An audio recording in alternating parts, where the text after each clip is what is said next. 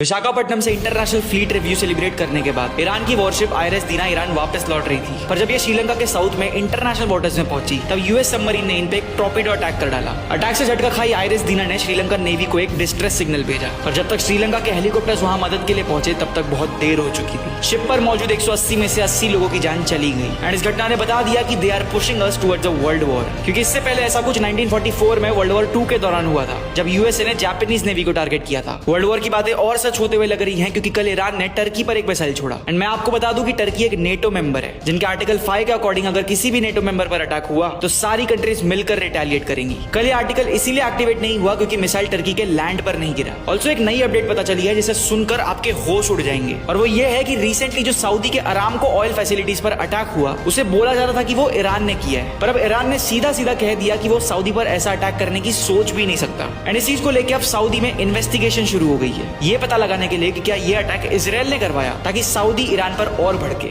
US के लोग अब ट्रम्प के अगेंस्ट हो रहे हैं for dragging them into the war. एक यूएस सोल्जर ने तो ओपनली कह दिया कि we don't want to fight this war for Israel. Israel is the reason for this war. America does not want to fight this war for Israel. USA attack का scale बढ़ाता जा रहा है और ईरान में तो कोई डिसीजन लेने वाला है ही नहीं, जिसके कारण उनकी आर्मी एक बेलगाम घोड़े की तरह हो गई है। एंड अब मुझे नहीं लगता कि यूएसए चाहे तो भी डीएस्केलेशन हो सकता है, क्योंकि जैसा बख्शी सर ने कहा, आपने सब मेन लोगों को तो मार दिया, अब बात किससे करोगे। ऑयल और गैस के प्राइस भी आसमान छू रहे हैं। इंडिया के पास बस 20 से 25 दिन का स्टॉक है। हमारा रुपये भी इस सब के कारण गिर रहा है और हालत बद से बदतर होती जा रही है। ऐसे समय में इंटरनेट पर काफी फेक न्यूज पेडल की जाती है, जिससे बचने के लिए इंडिया इन लास्ट 24 आवर्स को फॉलो कर दो, चाहे रात के 3 ही क्यों ना बज रहे हो। हम पोस्ट डाल के सबसे पहले आपको नोटिफाई करेंगे एंड फिर डिटेल वीडियो बना के आपको सब कुछ बताएंगे। हमारे ब्रॉडकास्ट को भी ज्वाइन करो for rapid updates and follow कर दो इंडियन लास्ट 24 आवर्स को अभी के अभी।